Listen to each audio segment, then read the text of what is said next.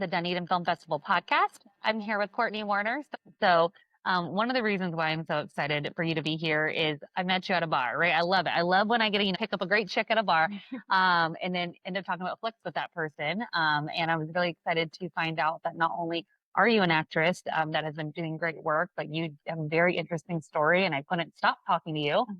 So now that I already love you, can you go ahead and just tell the listeners your story with filmmaking? Well, I actually have been an actress. Well, I was a dancer first, and I was signed with the dance agency in New York City when I was 24 years old. So I moved to New York a year after 9/11, like 2002, and just hustled and grinded and just was doing dance auditions, and then eventually just passed into acting after that.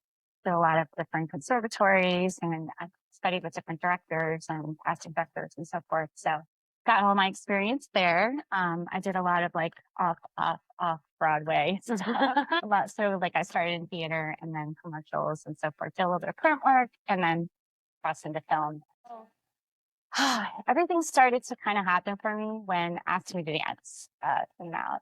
Really interesting story. I moved from New York to Sarasota, and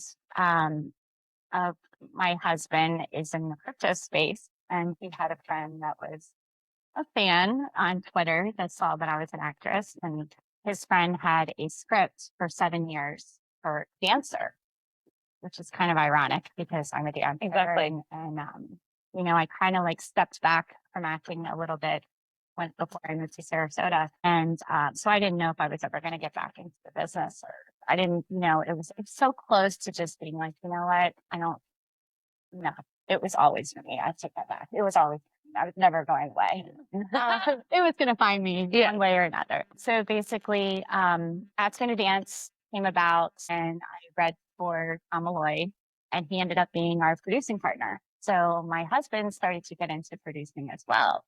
So he got his feet wet with that, and we did our first production with Asked Me to Dance with Tom Malloy, and that is starring Jesse Cove, Martin Cove's son, and Brianna Epigan from Step Up, the dance movie.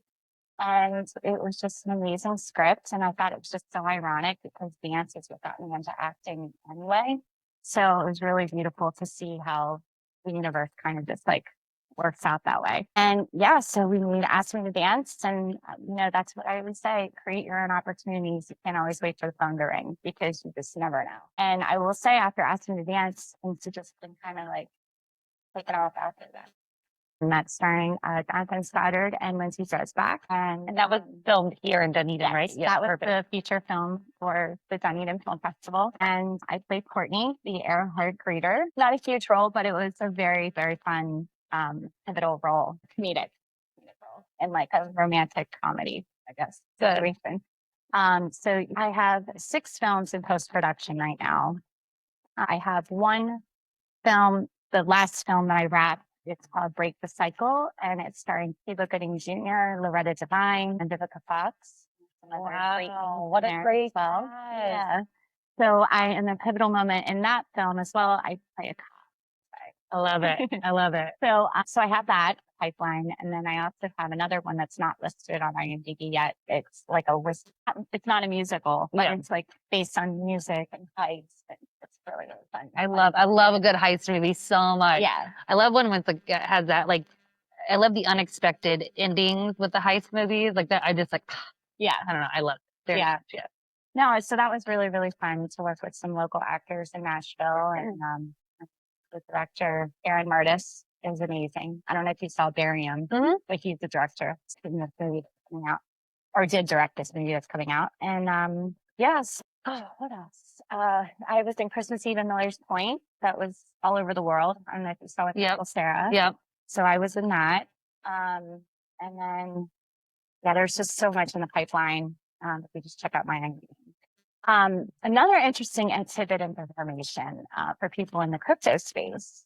I met my husband in 2013 because I did the very first Bitcoin transaction to be accepted in a nightclub in New York City. And he ended up being a silent investor in the nightclub, and I just thought it's an alternative payment system, and it ended up being my entire life. So 2013 till now, here we are. We're married 8 years, going on 8 years, and we've been together 12 years. So I love that. So tell me a little bit more about crypto as a, I don't want to say like as a woman, but like I have never taken the time to learn about that crypto financial space. So what is that like? So I went into it in 2013, not really knowing much about it. Like I said, I just thought it was an alternative payment system. And really, they just give you an iPad and a QR code, and you just match it up, and then they just take money out of the account that they have. And but I knew it before it was money. It was kind of like more of like a social experiment. And it was wild because I was like one of 4 women in the States at the time. And so it was kind of wild to see it just kind of like just fully 5x what it was, Yeah. 12 years, 13 years ago. So it's just a lot of like, if people don't have like a banking system, and you have a QR code, you can actually send money to somebody that doesn't have a bank account, but they have that QR code, and you can send money without any fees and get it to that country that doesn't have a bank, which is great. So they have their own bank, basically. So it's not anonymous, but it is private. And I think that's pretty much what the whole situation is when people get into the space is they just want, right now the government has control of our money. Like the banks have control of our money. They use our fees before we even get our money. You know what I mean? So it's a lot of, I think it's not anarchy. I think it's just necessarily people just want more control of what's theirs, and I think that's completely fair. I've watched a lot of people do like nonprofit organizations with it and just do a lot of beautiful different things. A lot of more women are getting involved in crypto now. And it's a really interesting space. It will always be the Wild West though, because there will always be a naysayer. There will always be someone, but I'm a firm believer, it's already, I'll never forget 2013, we were at the Bitcoin conference and my husband had a booth beside PayPal. PayPal thought we were a joke. Now look, he's taking Bitcoin. Exactly. So it's kind of ironic. For what did he say? First they laugh at you, then they join you. Yeah. Oh gosh, I know the quote. Yes. Yeah. It's like a 3-part one. But yeah. First they're scared of you. No. First they laugh at you. Then they're scared of you and then they join you or something like that. I don't know. So yeah. So if someone wanted to learn and just like literally dip their toes into cryptocurrency and learning more about that, like where would a good place for them to start? I would just definitely go to Robinhood and start an account there. And then my husband always says never to put crypto on an exchange because obviously, again, it's the fees, it's a lot of the control that you don't have. Best to just keep it in cold storage. And cold storage is just you have the code and the key and no one else has it. So yeah, welcome to Robinhood, I think. Anything you want to share about more personal? Yeah, well, I guess it's just funny how you're at your bottom and you're just ready to give up on everything. And then one day you'll just go somewhere. Meaning I was in the dead of winter in January and I was walking through the snow and I looked up these double wooden doors on 39th Street between 5th and 6th. And like 7 o'clock at night, everything's starting to like shut down because it's so cold out. And I see this person outside and I'm like, what is this place? And I'm like, oh, this is a nightclub we're opening up. And I said, oh, cool. I said, I have my resume in my back. I was cocktail waitressing on the side at the time. And he's like, come on in, and got hired on the spot. And then a few weeks later, that's when I found out Charlie Sharm was a silent investor in the nightclub. And personal story, my boss at the time, Alex, his best friend, that was the owner of the club, was like, we're all going out for drinks afterwards. If you guys want to, go have a drink, Charlie's coming with us. I'm like, all right, cool. Cashed out, whatever, went to the place we were supposed to meet. He went to where we were supposed to meet. No one else showed up.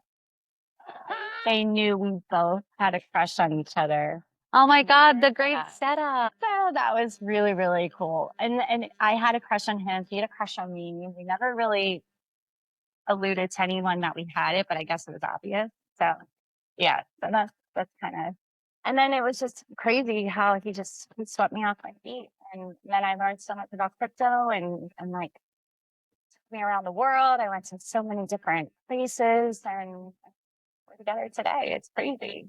Crazy. That is such a cute story that they set you up. I love that. That's a great one. Yeah. So yeah, it's been a wild ride. I love that. That's so good. Yeah. And it seems like he's super supportive of your craft and like, Yeah. they're like, I've started following you guys on Instagram and very hype man. Yeah. And so to have that support is incredible. So when you think through, you know, I don't know, I'll find a better segue for this. Let me start over. Yeah, it's so great to have that support with a partner, especially as you are finding this like resurgence in I don't want to say resurgence, but this new life in your career once you moved here to Florida. So what brought you to Florida? It was the opportunity to perform. So I don't know if you know Charlie's story, but he actually ended up going to prison for 18 months. So I gave up acting in New York and I moved back to Pennsylvania, where I'm originally from, to help support him. And my grandmother was sick at the time. She ended up having to live with my mom. So I was like, I just need to just go back to Pennsylvania and kind of just regroup. So I was there for 18 months. I left everything and I worked at a winery and just, making ends meet and just sending him commissary money when I could. And I got him a job sight unseen at the restaurant where the winery was, John Wright. And so he was able to live with me after the halfway house. And so it was it was such a whirlwind. The whole experience, it's just I had no idea and he had no idea. And it's just one of those things, like they always say it's kind of like a blessing in disguise, though, a little bit, because he was so young and now he knows the red flags. And it's like he was his own CEO. He was his own like everything at what point? Yeah, so he did his time and then it was just one of those things where my mom wanted to move to Sarasota since 15 years ago. She was married to my stepdad at the time, and they were planning on literally coming to Florida, traveled up and down the coast of Pensacola, and they found Sarasota. And the realtor that they had, she stayed in touch with for 15 years. And literally, she was like, now it's to my grandmother eventually passed, and Charlie's out of prison. So now we were like, where do we go? What do we do? My mom wanted to move to Sarasota. So we were going to go and just help her look. Well, we went to look. Came around Mountain Street, the beautiful trees and the water and everything. And I looked, why do we all three move here? Biggest dream. One of us move here together? What? And I was like, okay. Well, I didn't know he was getting ready to propose. So he had a ring already in his pocket for that vacation slash house looking, house hunting. And it all worked. And 8 years later, we're here. My mom lives like 7 minutes away from where we are. And it's so crazy. And my mom is just such a great supporter. And she's always been such a supporter of Charlie. And, it's just so beautiful that we had that relationship. And I have a brother and my sister-in-law as well. And they just moved here probably like a year or two after us. So it's kind of crazy how we're all here now. And now I just go where the work is. So like I do local stuff here, but then I also, when I have a project, I fly out there. So I love it so much. And I got to meet your mom last night. She looked beautiful on the red carpet. Yeah, she's excited. She loves those red carpet events. I was gonna say, yeah, does she like doing that? Does she get to go on set with you, or do you kind of she's been on set with me. I'm in Love Unleashed, with Revel Carpenter. That's coming out, directed by Peter Foley pretty soon. And so she got to go on set of that. So that was really fun. And so she'll get to go. She actually was on set for a little bit of Dark Night of the Soul as well. Awesome. So that's the one Jesse Cove is in with me as well, with Christina Loken and Martin Cove. So that's on Amazon Prime right now. And I know that one definitely touches on elements of mental health. So tell me more about being in that picture. So basically, Christina Loken, there's a catastrophe that happens. And so Dark Night of the Soul is based on a poem. I don't know if people know that. What it basically means is like when death is death is in your face. Like, what do you do? And So it's basically a catastrophe that happens, and then she has these parallel realities psychologically while she's trying to survive. And she's going back to these conversations that she has with her dad and her sister. And it's just interesting because the film, it surrounds her of her having to have control. And when you're faced with such a catastrophe, you don't have control anymore. So it's really interesting to watch the conversations that she has with and her daughter, that it also plays the superhero, like a pseudo super, like she kind of like looks at the superhero and it reminds her of her daughter, this type of situation. But then she has these illusions that like, what's real, what's not. And as far as mental health, I think it's just resilience within yourself, and just you don't have control. Like when that situation is in front of you, see that in the movie. I love it. And that's on Amazon Prime, right? Yes. Awesome. Good. And for Valentine Town, where is that is that a Hallmark one? That's a Hallmark? That is Hallmark, and that is actually, but it's actually on Prime as well. Oh, perfect. Yes. Good. Yeah. I know. Yeah. So I know our listeners loved A Taste of Love, which was filmed, here in Dunedin. And Radar Bionic Dog was filmed here in Dunedin too. And those were one from our film festival last year. So it's been really cool to bring in, bring in the local, the ones that are filmed here is amazing. Right. So I know that sometimes you do have to travel for work, but what's it like being able to do it in your own backyard? I love it.